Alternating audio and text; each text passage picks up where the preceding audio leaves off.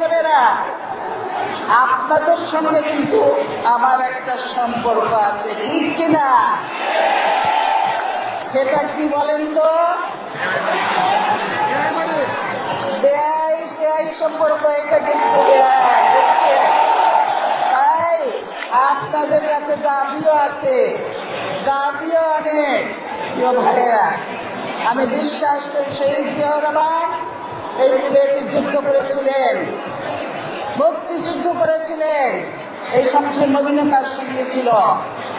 সেজন্য সিলেটে আবার এসেছি, বারবার আসি সেই মনের টানে।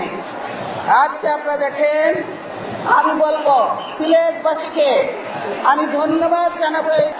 আগামী দিনে ইনশাআল্লাহ যখন নিরপেক্ষ সরকারের অধীনে নির্বাচন হবে, সব সিটগুলি এবার 18 দলীয় জোটকে দিয়ে লাল কার্ডটা দেখাবেন ইনশাআল্লাহ।